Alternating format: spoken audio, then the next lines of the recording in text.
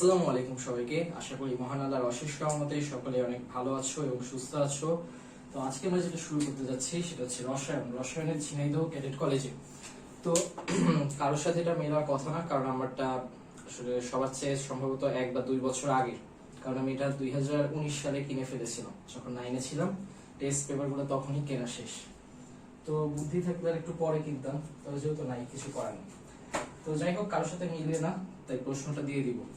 তো 1 নাম্বার দিয়ে শুরু করি। 1 নাম্বারে হচ্ছে কোনটার ব্যাসার্ধ বেশি। ব্যাসার্ধ বেশি বলার পরে বলা আছে সোডিয়াম, ম্যাগনেসিয়াম, পটাশিয়াম আর আরেকটা কি ক্লোরিন। তো এখন আমরা প্রত্যেকটা পর্যায়ে দেখি কয় নাম্বার পর্যায়ে অবস্থিত। পর্যায়ে সোডিয়ামের 3, ম্যাগনেসিয়ামের 3, পটাশিয়ামের 4, ক্লোরিনের 3। আবার প্রত্যেকটা গ্রুপ কত? প্রত্যেকটা গ্রুপ হচ্ছে, আচ্ছা আমাদের কিন্তু এখন গ্রুপ লাগবে না, তবে তাও 1 2, এটাও 1, এটা হচ্ছে 17।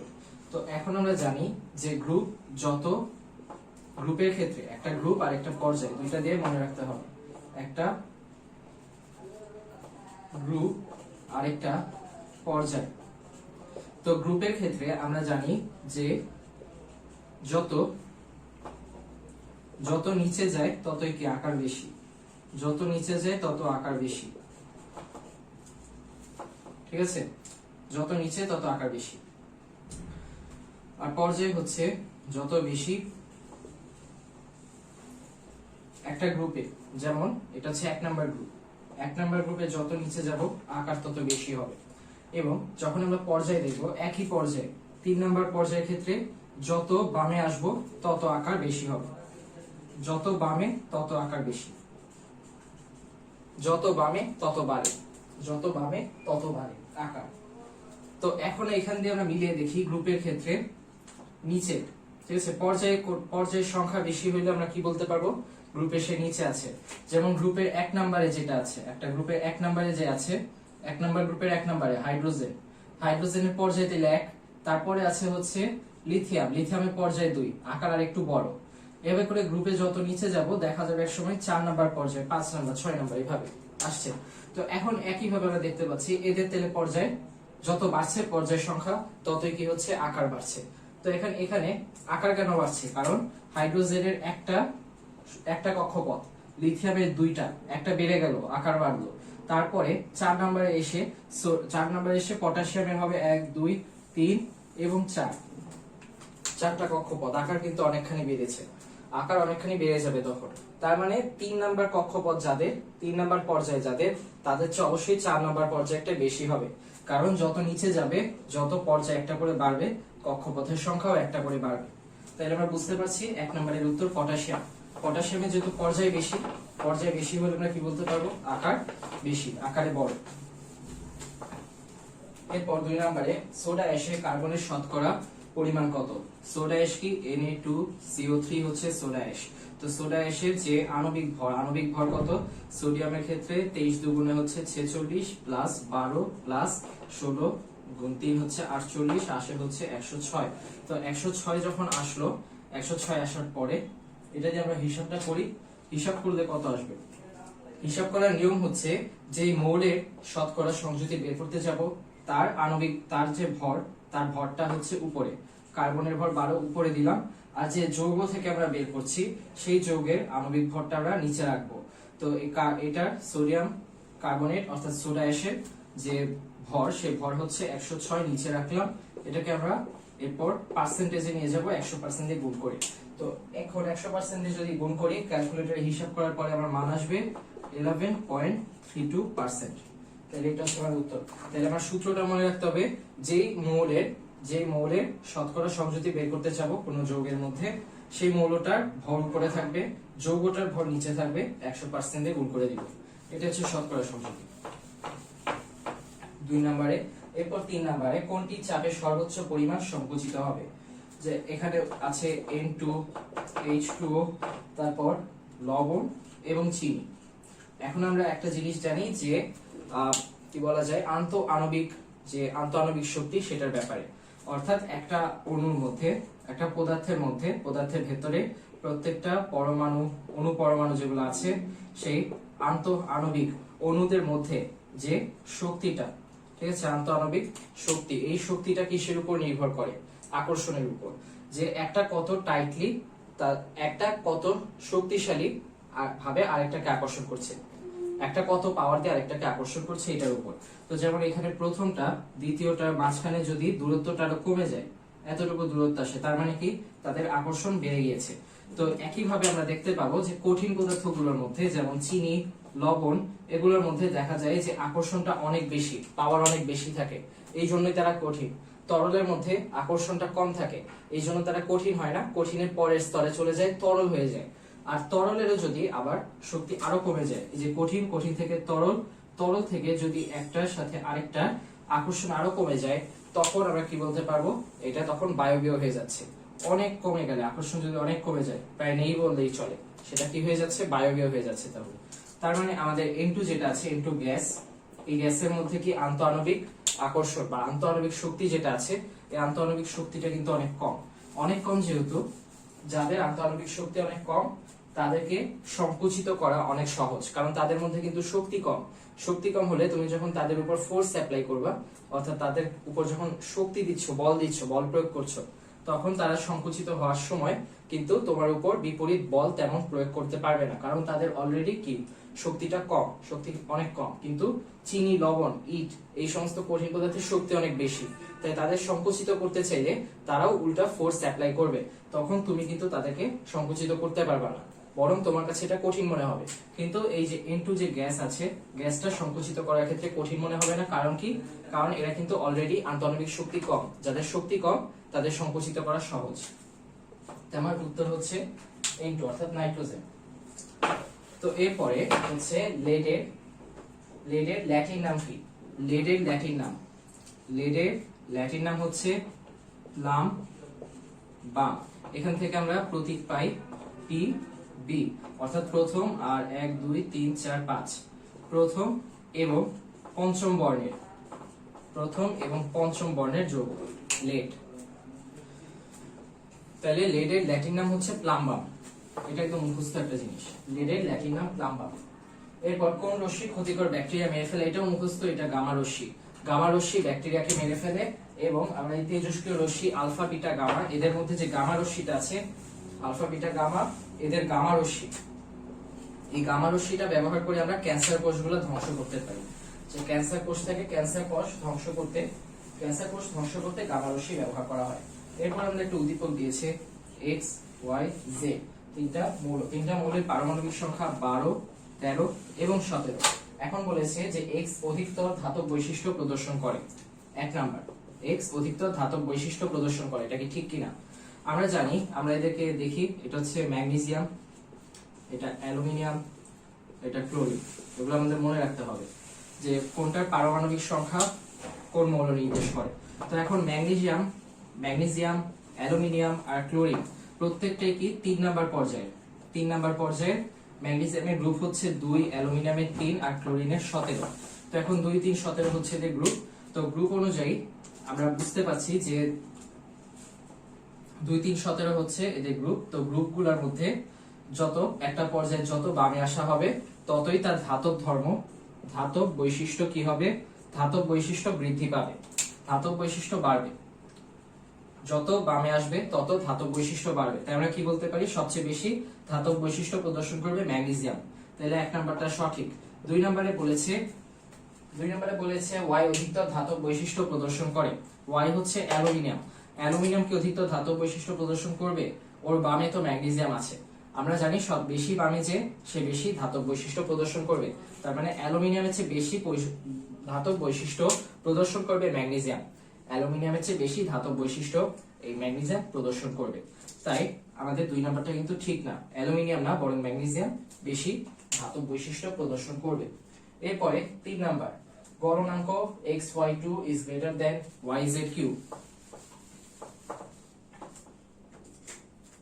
xy2 is greater than yz3। তো এখন xy2 হচ্ছে MgCl2 আর yz3 হচ্ছে কি বলতে পারি, এটা সরি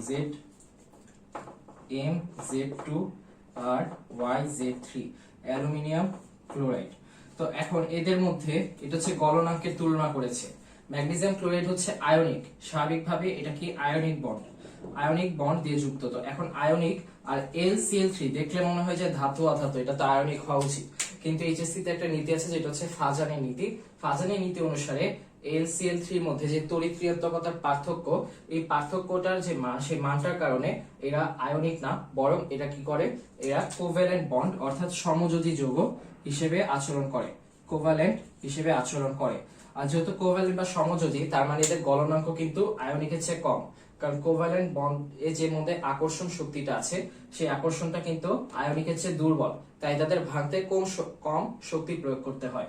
যেহেতু এদের ভাঙতে কম শক্তি প্রয়োগ করতে হয়, তার মানে LCl3 কি সমযোজী, সমযোজী এবং এদের গলনাঙ্ক কি হবে, কম। আমরা জানি সমযোজী গলনাঙ্ক কি আয়নিকের চেয়ে কম হয়, তার মানে এটাও সঠিক। MgCl2 is greater than LCl3.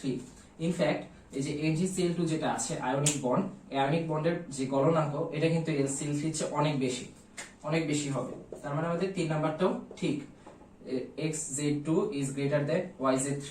কিসের ক্ষেত্রে, কিসের ভিত্তিতে, গলনাঙ্কের ভিত্তিতে। কারণ MgCl2 হচ্ছে আয়নিক আর LCl3 আয়নিক হওয়ার কথা থাকলেও কি হয়, এটা সমযোজী হিসেবে আচরণ করে ফাজানের নীতি অনুসারে। তো এরপরে উদ্দীপকের অক্সাইড গুলো, উদ্দীপকের অক্সাইড, প্রথমে ম্যাগনেসিয়াম ছিল, ম্যাগনেসিয়াম অক্সাইড, এরপরে ছিল অ্যালুমিনিয়াম অক্সাইড, এরপর ক্লোরিন অক্সাইড। তো এখন ক্লোরিনের যে অক্সাইড, প্রত্যেকটা অক্সাইড কি বৈশিষ্ট্য প্রদর্শন করে, এটা হচ্ছে বেসিক বা ক্ষারীয়, আর এটা হচ্ছে অ্যাসিডিক। কিন্তু Al2O3 ক্ষেত্রে একটা জিনিস আছে যেটা আমরা এখন দেখতে পাবো, Al2O3 এর সাথে আমরা যখন কি যোগ করব, একটা অ্যাসিড যোগ করলাম HCl, এরপর একটা বেস যোগ করলাম NaOH। এখন কি হবে, অ্যাসিড যোগ করার পরে আমরা দেখতে পাবো যে AlCl3 প্লাস H2 উৎপন্ন হচ্ছে, আর বেস যোগ করার পর আমরা দেখতে পাবো NaAlO2 প্লাস H2O উৎপন্ন হচ্ছে। তো এদের মধ্যে দেখা যাচ্ছে যে উভয় ক্ষেত্রেই কিন্তু প্রশমিত হয়েছে, প্রশমন বিক্রিয়া হচ্ছে। প্রশমন বিক্রিয়া কাদের মধ্যে ঘটে, অম্ল আর ক্ষার, বা অ্যাসিড এন্ড বেস, অ্যাসিড এবং বেসের মধ্যে প্রশমন বিক্রিয়াটা ঘটছে। অ্যাসিড আর বেসের মধ্যে প্রশমন বিক্রিয়া ঘটলে তাহলে এখানে অ্যাসিড এটা, তাহলে বেসকে বেস এটা, এখানে বেস এটা, তাহলে অ্যাসিডকে এটা। তো আমরা এখন দেখতে পাচ্ছি অ্যাসিড এবং বেস দুটো কিন্তু আলাদা, এটা অ্যাসিড এটা বেস, তাহলে এটা কি হবে, এটা বেস এটা অ্যাসিড, তাহলে এটা কিন্তু উভধর্মী, উভয় ধর্ম প্রদর্শন করছে, অম্লীয় হতে পারে, এই যে অম্লীয়, আবার ক্ষারীয় হতে পারে, তাহলে এটা কিন্তু দুটাই হয়, তার মানে এটা কি উভধর্মী। তাহলে আমাদের যে উত্তর, 1 নম্বরে ছিল অ্যাসিডিক, 2 নম্বর ক্ষারীয়, 3 উভধর্মী, তিনটাই হবে, তাহলে 3 ভাবেই হয়। আশা করি বোঝা যাচ্ছে বিষয়টা যে কেন 3 ভাবে হলো। তো অ্যালুমিনিয়ামটা একটু ঝামেলা করে আর কি, অ্যালুমিনিয়ামের ক্ষেত্রে এই বিশেষ বৈশিষ্ট্যগুলো মাথায় রাখতে হবে। কোনটি অবস্থান্তর মৌল, অবস্থান্তর মৌলের ক্ষেত্রে আমরা জানি যে ডি ব্লক আংশিক পূর্ণ, এখানে কোবাল্ট আছে একটা অপশনে, কোবাল্টের জানি আমরা 27 হলে এটা 1s2 2s2 2p6 3s2 3p6 3d 4s2 7 3d7 4s2, হিসাব করলে দেখবো আমরা এটা 3d7 আসছে, তার মানে এটা ডি ব্লকটা কিন্তু আংশিক পূর্ণ। যাদের ডি ব্লক আংশিক পূর্ণ তারাই হচ্ছে অবস্থান্তর মৌল। তো ডি ব্লক যেহেতু আংশিক পূর্ণ, তাই এটা কি অবস্থান্তর মৌল, তার মানে কোবাল্ট আমাদের অবস্থান্তর মৌল। এই কিছু জিনিস মাথায় রাখতে হবে, কোবাল্ট, ফেরাম, নিকেল কোনগুলো অবস্থান্তর মৌল, কেন ডি ব্লক মৌল অবস্থান্তর মৌল, এই কনসেপ্টগুলো মাথার মধ্যে একদম পরিষ্কার রাখতে হবে, ভবিষ্যতেও লাগবে এখনো লাগবে। এরপর কোন ধাতু ছুরি দিয়ে কাটা যায়, 1 নাম্বার পর্যায়ে যতগুলো ধাতু আছে, হাইড্রোজেন কোনো ধাতু না, হাইড্রোজেন বাদ, বাকি যে সমস্ত ধাতু আছে দেখা যায় যে এরা প্রচুর নরম, অনেক নরম, এত নরম যে ধাতু, ঠিক আছে, ধাতু ছুরি দিয়ে কাটা যায়। আমরা কিন্তু কখনো একটা লোহার রড বা কোনো কিছু ছুরি দিয়ে কাটার চেষ্টা করব না, কারণ কি এটা কাটা যাবে না ছুরি দিয়ে। কিন্তু এই যে সোডিয়াম আছে, যে সোডিয়াম এই সোডিয়ামটা আমরা কি করতে পারি, ছুরি দিয়ে কাটতে পারি, এত নরম ধাতু। তা আমরা কি মনে রাখবো, ক্ষার ধাতুগুলো যে আছে 1 নাম্বার পর্যায়ে, 1 নাম্বার গ্রুপের যে ধাতুগুলো, 1 নাম্বার গ্রুপের যত ধাতু আছে এই ধাতুগুলোর ক্ষেত্রে আমরা মাথায় রাখবো যে এরা প্রচুর নরম হয়, অনেক নরম, ছুরি দিয়ে কাটা যায়, এরকম নরম। এই জিনিসটা মাথায় রাখতে হবে। বোরনের যোজনী কত? বোরন কি? বোরন হচ্ছে 1s2 2s2 2p1। তাহলে এর শেষ শক্তি স্তরে আছে 3টা ইলেকট্রন। তো এখন আমরা জানি যে যোজনী কি, যোজনী কিভাবে হিসাব করা যায়। যোজনী হিসাব করা যায় হচ্ছে এই যে আয়রন দিয়ে দেখি, আয়রনের দুটা আয়ন Fe2+ Fe3+, আয়ন দিয়ে আমরা যোজনী হিসাব করতে পারি। আয়ন দিয়ে যোজনী হিসাব করা যায়। তো আয়ন দিয়ে কিভাবে হিসাব করা যায়? এই যে উপরে যে আয়ন 2+, এর যোজনী 2, 3+, এর যোজনী 3। ঠিক আছে, এর কোন একটা মৌলের সাথে যুক্ত হওয়ার ক্ষমতাটাই তো যোজনী, তাই না? অন্য একটা মৌলের সাথে বা কোন একটা যৌগমূলকের সাথে যুক্ত হবে, যে যুক্ত হওয়ার যে ক্ষমতাটাই কিন্তু এখানে যোজনী হিসেবে কাজ করছে। তো এই ক্ষমতাটা যেমন আমরা প্রত্যেকটা যৌগমূলকে কি দেখি, এই যে যেমন Mg2+, যৌগমূলক না তো, আয়নে, এটার ক্ষেত্রে যোজনী কত? 2, O2- যোজনী 2। ঠিক আছে, এখানে তেমন B কয়টা ইলেকট্রন গ্রহণ করবে বা ত্যাগ করবে? ত্যাগ করলে 5টা ত্যাগ করবে, গ্রহণ করলে 5টা গ্রহণ করবে, কিন্তু ওর পক্ষে গ্রহণ করাটা কষ্টকর, তার চেয়ে 3টা দিয়ে দেওয়া সোজা, তাই সে 3টা দিয়ে দিবে। B3+ হয়ে যাবে। B3+ হলে তখন ওর 1s2 থাকবে, স্টেবল হলো। আর এই যে 3+টা, এটা হচ্ছে যোজনী হয়ে যাবে। 3+ না 3, শুধু 3, যোজনীটা 3 হবে। Fe2+ দিয়ে যেমন আমরা দেখতে পাচ্ছি, এটা হচ্ছে আয়ন দিয়ে যোজনী হিসাব করা। Fe2+ এর আয়ন দিয়ে দেখতে পাচ্ছি যোজনী 2, Fe3+ দিয়ে দেখতে পাচ্ছি যোজনী 3। এভাবে করে আমরা এই যে বোরনের যোজনীটা পেয়ে গেলাম, বোরনের যোজনী যে 3। ওকে, এরপর কোনটি ধনাত্মক চার্জযুক্ত মূলক? একটা আছে NH3 তে অ্যামোনিয়া কোনো মূলক নয়। তারপরে আছে N3H ও কোনো মূলক নয়।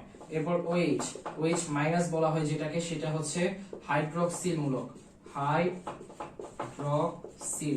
হাইড্রক্সিল মূলক। এরপরে আসছে যেটা, সেটা হচ্ছে NH4+, সরি মাইনাস না প্লাস, NH4+ কে আমরা বলি অ্যামোনিয়াম। তো অ্যামোনিয়াম মূলক যেটা আছে সেটা ধনাত্মক চার্জযুক্ত, এখানে উপরে প্লাস দেখাই যাচ্ছে, তার মানে আমার ধনাত্মক আধানযুক্ত মূলক হচ্ছে NH4+ বা অ্যামোনিয়াম মূলক। ওকে, এরপর সবচেয়ে ইম্পর্টেন্ট প্রশ্ন, এই সেটের সবচেয়ে ইম্পর্টেন্ট প্রশ্নগুলোর মধ্যে দুইটা আছে, যেটা হচ্ছে মোলারিটির, মোল অধ্যায় যে প্রশ্নটা। তো এখানে প্রথমে আমাদের বলেছে 26.5 গ্রাম সোডিয়াম কার্বনেট হচ্ছে 36.5 গ্রাম HCl এর সাথে মেশানো হলো। তাহলে কত গ্রাম বিক্রিয়া না করে অপরিবর্তিত থাকবে? বিক্রিয়া করে শেষ হয়ে যাবে যেটা, সেটা হচ্ছে লিমিটিং বিক্রিয়ক। আর বিক্রিয়া না করে অপরিবর্তিত থাকবে যেটা, সেটা লিমিটিং না, সেটা হচ্ছে বিক্রিয়া করার পরে অবশিষ্ট আছে সেটা। তো আমাদেরকে এখন বের করতে হবে লিমিটিং বিক্রিয়ককে, তাহলে আমরা বের করতে পারবো কে অবশিষ্ট থাকবে, কে লিমিটিং কে অবশিষ্ট থাকবে, এটা আমাকে বুঝতে হবে। বোঝার জন্য প্রথমে আমাকে কি করতে হবে, লিমিটিং বিক্রিয়ক বের করার জন্য প্রথম নিয়ম হচ্ছে সমতাকরণ। বিক্রিয়াটা লিখতে হবে এবং সমতাকরণ করতে হবে। Na2CO3 plus HCl arrow NaCl plus H2O plus CO2। তো এখন এখানে আমি দেখি যে দুইটা নাইট্রোজেন আছে, দুইটা সোডিয়াম আছে, কিন্তু এখানে সোডিয়াম একটা, তো তাইলে আমি এখানে দুটা বানিয়ে দিই। কিন্তু এখন আরেক ঝামেলা হলো, এখানে দুইটা ক্লোরিন চলে আসলো, তাইলে আমাকে দুইটা ক্লোরিন বানাতে হবে, এখানে একটা ক্লোরিন দুটা বানাতে হবে, 2 দিয়ে দিই। এখন দেখি কি মিলে নাকি, ও 3টা, একটা দুইটা 3টা, তারপর সোডিয়াম দুইটা সোডিয়াম, দুইটা হাইড্রোজেন, দুইটা ক্লোরিন, এই যে মিলে গিয়েছে। হিসাব সহজ। তো হিসাবের পরে এখন আমাকে দেখতে হবে প্রত্যেকটার আণবিক ভর কত। এই দুইটার আণবিক ভর বের করতে হবে, এটা আমরা জানি 106। এটা HCl এর কত, HCl এর আমরা জানি 1 যোগ 35.5 মানে 36.5, কিন্তু এখানে একটা 2 আছে, এই পয়েন্টটা ভুলেও মিস করা যাবে না, এখানে 2 আছে, 2 দিয়ে 36.5 গুণ করলে আসে 73 চলে আসে। তো 73 আসলে এখন আমি যে হিসাবটা করব, যে এত গ্রাম সোডিয়াম কার্বনেটের সাথে এত গ্রাম HCl বিক্রিয়া করে, 106 গ্রাম সোডিয়াম কার্বনেটের সাথে 73 গ্রাম HCl, 1 গ্রামের সাথে বিক্রিয়া করে 73 ভাগ 106 গ্রাম HCl। তাইলে আমার উদ্দীপকে যেটা ছিল 26.5 গ্রাম, 26.5 গ্রামের সাথে বিক্রিয়া করে 73 গুণ 26.5 ভাগ 106 গ্রাম HCl। কত আসে উত্তর? 73 গুণ 26.5 ভাগ 106 হচ্ছে 18.25। তাহলে এটার উত্তর আসে 18.25 গ্রাম HCl। কিন্তু আমার উদ্দীপকে কত গ্রাম দিয়েছে? 36.5 গ্রাম। তাহলে কিন্তু আরো বাকি থাকবে, তাহলে আরো কত গ্রাম বাকি থাকে? 36.5 থেকে 18.25 বিয়োগ করলে 36.5 বিয়োগ 18.25, তাহলে বাকি থাকে 18.25 গ্রাম HCl। তো 18.25 আমার উদ্দীপকে দেওয়া আছে 18.25 গ্রাম HCl। ঠিক আছে, উদ্দীপক না তো প্রশ্নে অপশনে দেওয়া আছে 18.25। এটা আমরা খালি টিক দিয়ে দিব, এটা আমাদের সঠিক উত্তর। যে কতটুকু বাকি থাকে, কে বাকি থাকে? HCl বাকি থাকে। কতটুকু বাকি থাকে? 18.25 গ্রাম বাকি থাকে। তাইলে আমরা লিমিটিং বিক্রিয়ক কিন্তু বুঝেছিলাম কে? সোডিয়াম কার্বনেট, কারণ এটা শেষ হয়ে যাবে, যে শেষ হয়ে যায় সেই লিমিটিং বিক্রিয়ক। তো এটার পরে আমাকে বলেছে যে কি বলেছে এরপর, কতটুকু লাইন দ্রবণ লাগবে একই আয়তনের গ্যাস উৎপন্ন করতে। লাইন দ্রবণ হিসেবে আমরা এই যে ক্যালসিয়াম কার্বনেটের দ্রবণ ব্যবহার করব। তো ক্যালসিয়াম কার্বনেটের দ্রবণ এখন এটা পরে ব্যবহার করব। আগে আমাকে জানতে হবে যে আমার গ্যাস আগের বিক্রিয়াতে কতটুকু উৎপন্ন হয়েছে। তো আগের সমীকরণ, আগের বিক্রিয়াটা আমরা লিখে ফেলি। NaCO3 plus HCl arrow 2NaCl plus H2O plus CO2। এই যে CO2 লাস্টে যে CO2 আছে, এই CO2 হচ্ছে আমার গ্যাস। এই গ্যাসটা এখানে কতটুকু উৎপন্ন হয়েছে? লিমিটিং বিক্রিয়ককে আমরা বের করেছি। লিমিটিং বিক্রিয়ক হচ্ছে সোডিয়াম কার্বনেট। সোডিয়াম কার্বনেট আমরা ব্যবহার করেছিলাম 26.5 গ্রাম, 26.5 গ্রাম। তো এখন 26.5 গ্রাম না, আপাতত আমরা জানি যে 106 গ্রাম ব্যবহার করলে কত কত কার্বন ডাই অক্সাইড পাই? 44, কারণ এটার আণবিক ভর 106, এটার আণবিক ভর 44। তো 1 গ্রাম ব্যবহার করলে পাবো 44 ভাগ 106। তাইলে আমাদের উদ্দীপকে যতটুকু দেওয়া ছিল 26.5, লিমিটিং বিক্রিয়ক কিন্তু পুরাটা ব্যবহার করবে 26.5 গ্রাম। তো 26.5 গ্রাম ব্যবহার করলে আমরা পাবো 44 গুণ 26.5 ভাগ 106। 44 গুণ 26.5 ভাগ 106, 11। তাইলে 11 গ্রাম CO2 ব্যবহার করছে। তো এখন আমরা জানি আমরা যে 11 গ্রাম কার্বন ডাই অক্সাইড বের করলাম, 11 গ্রাম কার্বন ডাই অক্সাইড। এখন এই 11 গ্রাম কার্বন ডাই অক্সাইড আমাকে ক্যালসিয়াম কার্বনেট থেকে উৎপন্ন করে দেখাতে হবে যে কত গ্রাম ক্যালসিয়াম কার্বনেট আমার লাগবে। ক্যালসিয়াম কার্বনেটের আণবিক ভর 100।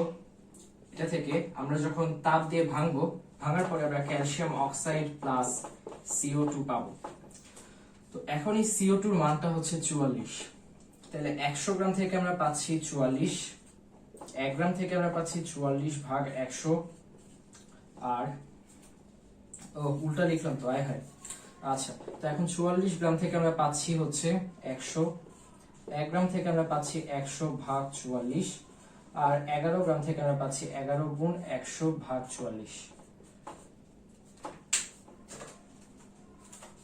11 গুণ 100 ভাগ 44, 25 গ্রাম। তাইলে আমরা ক্যালসিয়াম কার্বনেট থেকে ক্যালসিয়াম অক্সাইড প্লাস CO2 পাচ্ছি। এখন এই ক্যালসিয়াম কার্বনেট যদি 100 গ্রাম হয়, CO2 হবে 44 গ্রাম। বিক্রিয়া থেকে আমরা বুঝতে পারছি। তো এখন এটা যেহেতু 100 হলে 44 হয়, তাহলে 1 হলে কত হবে? এবং আমরা এই সোডিয়াম কার্বনেট থেকে যে কার্বন ডাই অক্সাইডটা পেয়েছিলাম 11 গ্রাম কার্বন ডাই অক্সাইড, এই একই আয়তনের কার্বন ডাই অক্সাইডটা আমার দরকার হবে। এই একই আয়তনের কার্বন ডাই অক্সাইড বের করার জন্য আমি 11 গ্রাম নিব। 11 গ্রাম কার্বন ডাই অক্সাইড বের করতে 11 গুণ 100 ভাগ 44, 25 আসছে।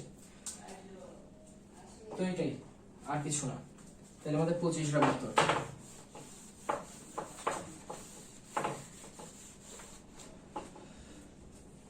এরপরে হচ্ছে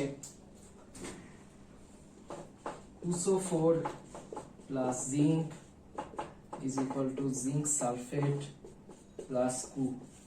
তো এখন এখানে আমাকে বলেছে কুসোফোর কি জারিত হয়েছে কিনা, জিঙ্ক বিজারিত হয়েছে নাকি, জিঙ্ক জারিত হয়েছে নাকি, জিঙ্ক কি বিজারক নাকি এবং জিঙ্ক জারিত হয়েছে নাকি। প্রথমটা হচ্ছে কুসোফোর বিজারিত হয়েছে কিনা, এরপর জিঙ্ক বিজারক কিনা, এরপর জিঙ্ক কি জারিত হয়েছে নাকি, জারিত হয়েছে নাকি, এগুলো আমার কাছে বলেছে। তো এখন কুসোফোর কি বিজারক, কুসোফোর কি জারিত হয়েছে, কুসোফোর কি জারিত হয়েছে কিনা এটা আমরা কিভাবে বের করব। প্রথমে আমরা দেখি এই যে SO4 আর SO4 এই দুটো আমাদের হিসাব করার দরকার নেই, কারণ এই দুটোই কিন্তু এই দুটোই -2 এটা হচ্ছে দর্শক আয়ন হিসেবে আছে এখানে।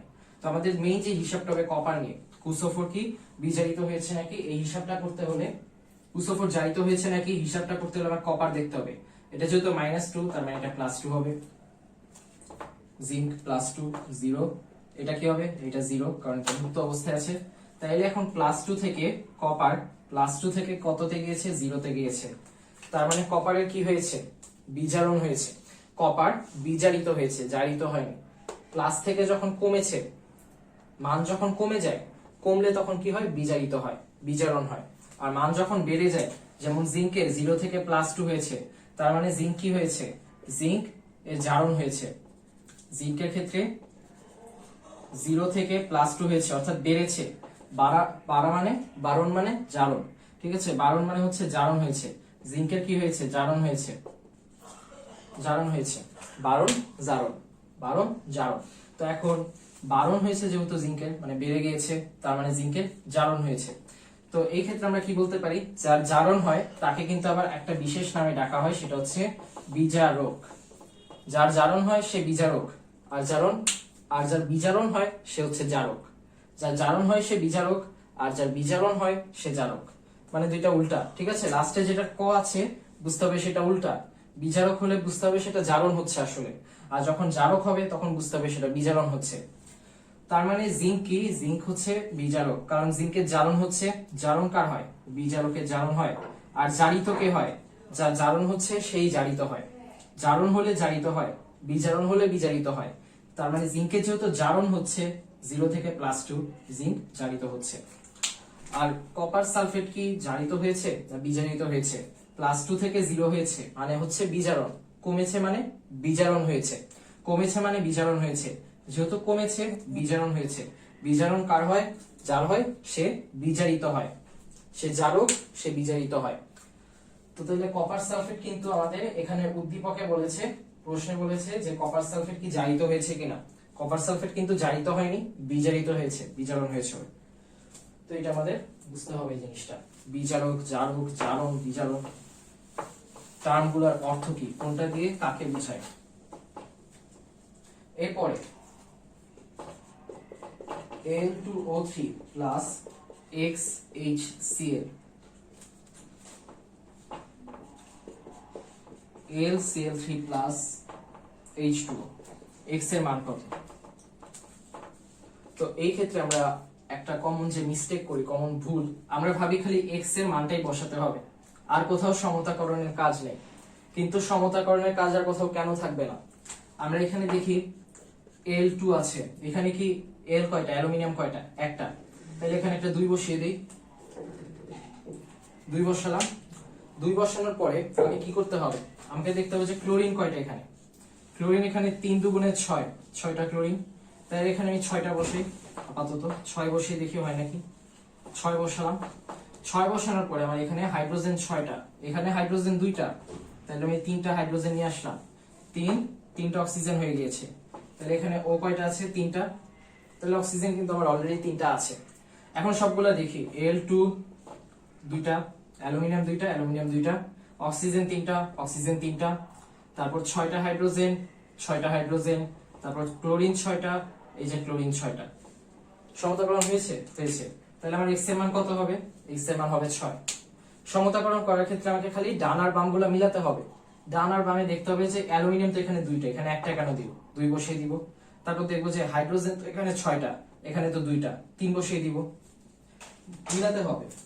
অনেক সময় দশমিক চলে আসে, দশমিক চলে আসলে চেষ্টা করতে হবে যাতে নিচে যেটা আছে ওটাতে গুণ করে দেওয়া যায়, প্রত্যেকটা সাইড গুণ করে দিতে হবে, তাইলে দেখা যাবে যে একটা ভালো ফলাফল আসছে যা দশকে নেই। অনেক সময় আমরা পূর্ণ সংখ্যা চাই, অপশনে পূর্ণ সংখ্যা দেওয়া থাকে, নিচে দেখা গেল 3/2 চলে আসছে, তখন আমি 2 দিয়ে গুণ করে দিব, এই সাইডও গুণ করব, এই সাইডও গুণ করব, তাহলে আমরা x এর মান কত আসছে 6, x এর মান তাহলে 6 হবে। আর মাথায় রাখতে হবে যে যখন আমাকে বলেছে যে x দিয়ে এখানে কিছু একটা সমতাকরণ করতে বলছে, তার মানে এই না যে অন্যগুলা হবে না, অন্যগুলো সমতাকরণ হতে পারে, অন্যগুলোর ক্ষেত্রেও হতে পারে। আচ্ছা, এরপরে যেটা কোনটি অ্যালডিহাইড, অপশনে দেওয়া আছে CH3, এরপরে দেওয়া আছে এরপর এবং সবার শেষে, এটা একদম পানি ভাত প্রশ্ন।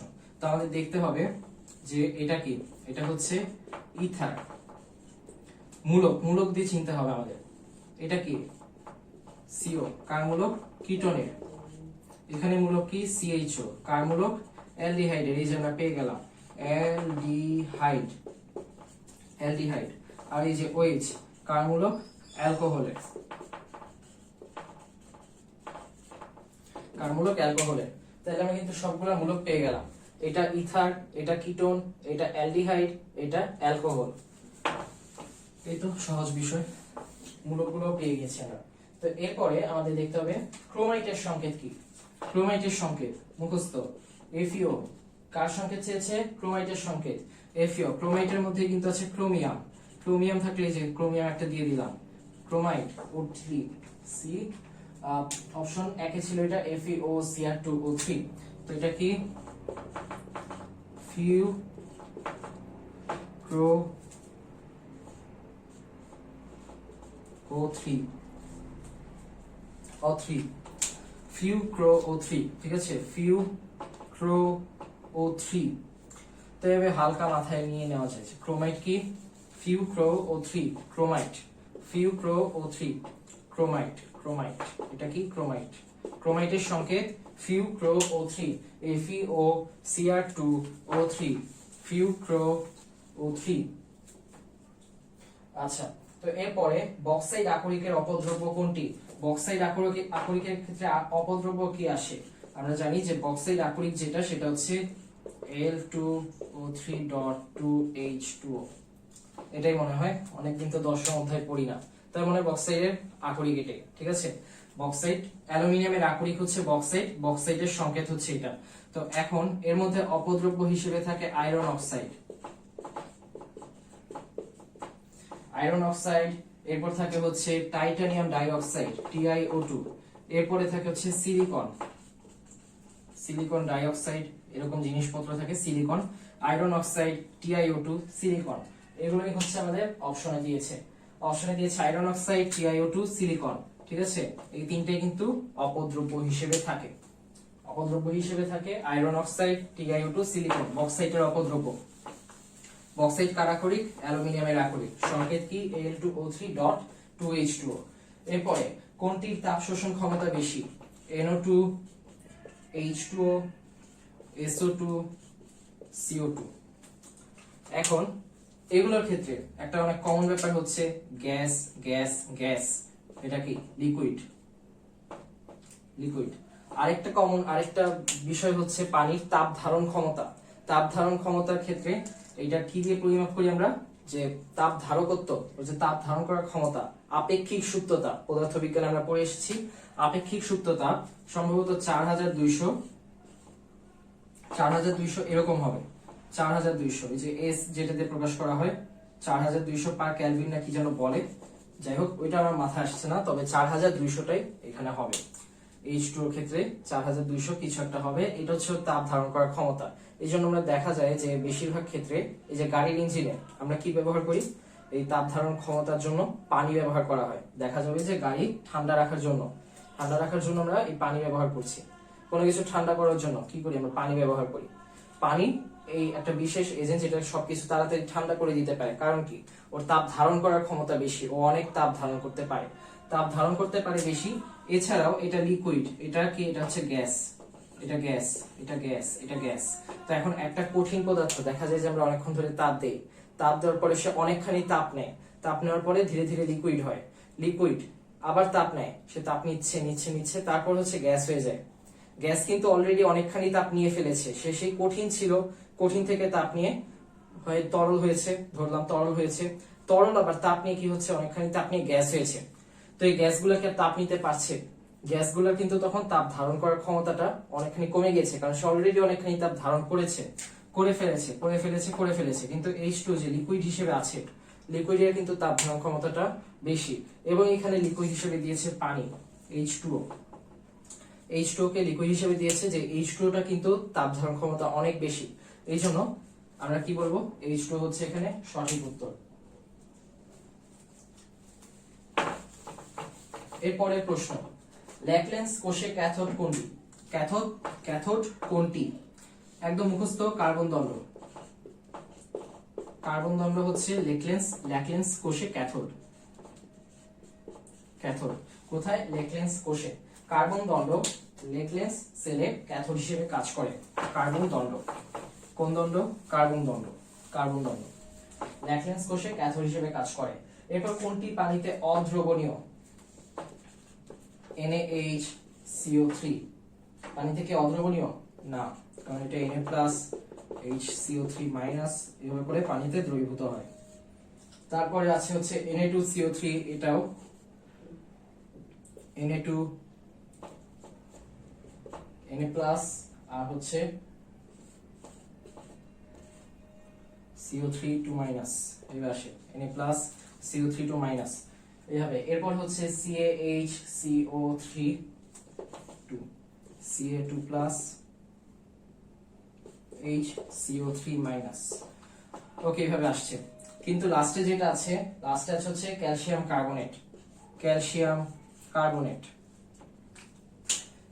কার্বনেট পানিতে দ্রবীভূত হয় না। ক্যালসিয়াম কার্বনেট যেটা আছে পানিতে দ্রবীভূত হয় না, ক্যালসিয়াম কার্বনেট। তাহলে আমাদের উত্তর কি? ক্যালসিয়াম কার্বনেট পানিতে দ্রবীভূত হয় না। গ্লিসারিনে কয়টি হাইড্রোক্সিল গ্রুপ আছে বা OH গ্রুপ আছে? গ্লিসারিনের সংকেত কি? CH2 CH2 CH2, এই তো OH OH OH, এই আসলো।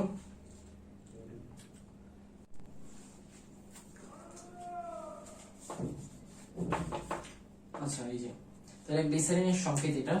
আর গ্লিসারিনের ক্ষেত্রে আমরা যে গ্রুপ দেখি, একটা OH গ্রুপ, আরেকটা OH গ্রুপ, আরেকটা OH গ্রুপ, টোটাল কয়টা হলো? টোটাল 3টা OH group. Total OH group হচ্ছে 3টা। তার মানে গ্লিসারিনের সংকেত হচ্ছে, গ্লিসারিনের OH গ্রুপ হচ্ছে টোটাল 3টা। উত্তর হবে 3। গ্যাস হলে ইথানলের শতকরা পরিমাণ কত? এটাও মুখস্থ, 10 থেকে 20% ইথানল। পেট্রোলের সাথে যখন 10 থেকে 20% ইথানল মেশানো হয়, পেট্রোলের সাথে 10 থেকে 20% ইথানল মেশানো হলে সেটাকে বলা হয় গ্যাস ফুল বলা হয়। পেট্রোল প্লাস এই 10 থেকে 20% ইথানল হচ্ছে গ্যাস ফুল। 10 থেকে 20% ইথানল থাকে, এটা মাথায় রাখতে হবে। 10 থেকে 20% ইথানল থাকে। ওকে, তারপরে আমরা দেখি কোনটি আগে বিজারিত হবে। এখানে আছে Zn2+, Cu2+, Al3+, Ca2+।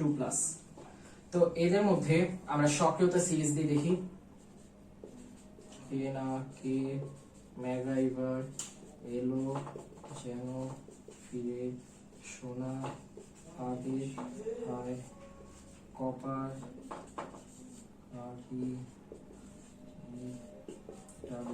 আমায়। তো এখন এখানে আমরা দেখি উপর থেকে নিচে গেলে সক্রিয়তা কমবে। যাদের সক্রিয়তা বেশি তারা আগে বিজারিত হবে। তারা কি আগে বিজারিত হবে না জারিত হবে? যাদের সক্রিয়তা বেশি তারা আগে জারিত হবে, তাদের জারণ আগে হবে। আর যারা সক্রিয় কম সক্রিয়, তাদের দেখা যাবে যে বিজারণ হবে। তো আগে বিজারিত হবে কারা? বিজারিত হবে হচ্ছে যাদের সক্রিয়তা কম। এখন সক্রিয়তা কম কার? এখানে আমরা দেখি যে অ্যালুমিনিয়াম কই, এই যে ক্যালসিয়াম কই, এই যে ক্যালসিয়াম। তারপর জিঙ্ক কই, এই যে জিঙ্ক। 1 2 3। এখন কপার, এই যে কত নিচে কপার। কপার যেহেতু নিচে, তার মানে কপারের সক্রিয়তা কম। যাদের সক্রিয়তা কম তাদের জারণ পরে হয়, বিজারণ আগে হয়, তার মানে তারা বিজারিত হবে আগে। তার মানে এখানে আগে বিজারিত হবে কপার 2+, কপার 2+ আগে বিজারিত হবে। এরপর কোনটি নিরোধক? নিরোধক হচ্ছে, আমরা সবাই জানি এটা কি, H2SO4।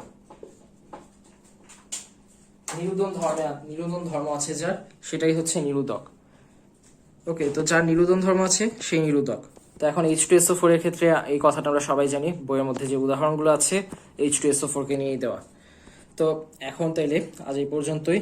সবাই ভালো থাকবে, সুস্থ থাকবে এবং নিজেদেরকে হাসি খুশি রাখার চেষ্টা করবে, কারণ দেশের অবস্থা বেশ খারাপ।